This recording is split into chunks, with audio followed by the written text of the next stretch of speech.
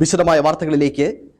മലയോര മേഖലയുടെയും കർഷകരുടെയും പ്രശ്നങ്ങൾക്ക് പ്രഥമ പരിഗണന നൽകിയാണ് LDF സർക്കാർ പ്രവർത്തിക്കുന്നത് എന്ന് Kerala Congress M chairman Jose K Mani. പ്രളയത്തിൽ തകർന്ന ഇടുക്കി ജില്ലയെ പുനഃസൃഷ്ടിക്കാൻ ഇച്ഛാശക്തിയോടെ സർക്കാർ നടത്തിയ പ്രവർത്തനങ്ങൾ രാജ്യത്തിന്റെ ആകെ പ്രശംസ നേടിയതാണെന്നും ആ പ്രവർത്തനത്തിൽ സർക്കാർ രാഷ്ട്രീയ വിവേചനമോ വേർതിരിവുകളോ പ്രകടിപ്പിച്ചില്ലെന്നും അദ്ദേഹം കൂട്ടിച്ചേർത്തു.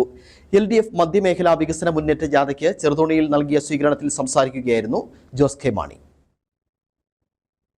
ആവേശം വാരിവിതറിയ വികസന മുന്നേറ്റ ജാഥയ്ക്ക് ചെറുതോണിയിൽ ആവേശോജ്ജല വരവേൽപ്പാണ് നൽകിയത്.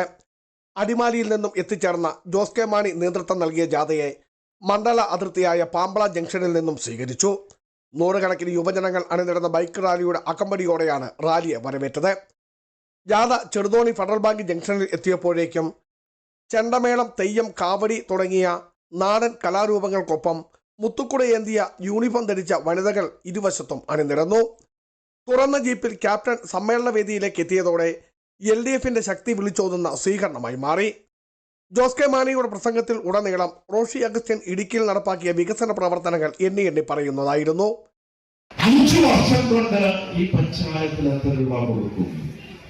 നമ്മൾ 6 × 5 30 കോടി രൂപ ആണ് 5 വർഷം കൊണ്ട് ചേർന്ന പഞ്ചായത്ത് കൊടുക്കുന്നത്. 9 പഞ്ചായത്തും ഒരു മുനിസിപ്പാലിറ്റിയും ഇവിടെ ഈ നമ്മുടെ നിയമസഭാ മണ്ഡലത്തിലുണ്ട്.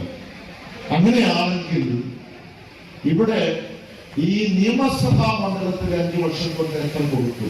30 കോടി രൂപയാണ് 5 വർഷം കൊണ്ട് ഒരു പഞ്ചായത്ത് കൊടുക്കുന്നുണ്ടെങ്കിൽ × 10 300 കോടി രൂപ ഇവിടെ ക്ഷേമ പെൻഷനായിട്ട് ഇവിടെ കൊടുക്കുന്നു എന്ന് പറയുമ്പോൾ മന്ത്രി റോഷി അഗസ്റ്റ്യൻ ചടങ്ങിൽ അധ്യക്ഷനായിരുന്നു. മധ്യമേഖല ജാഥ അംഗങ്ങളായ KK Shailaja teacher, PK Biju, PP Suneer MP, Sabu George, Subhash Punchakkottil, doctor Varghese George, Mathews Kolenchery, KG Premjith, Francis Thomas, MA Latheef, Binoy Joseph എന്നിവർക്കും സ്വീകരണം നൽകി. MM മണി MLA, മുൻ MP TJ Anjalose, CV Varghese, K Salimkumar, Jose Palathinal, Joyce George, Romeo Sebastian, PB Sabeesh എന്നിവർ ആശംസകൾ അർപ്പിച്ചു.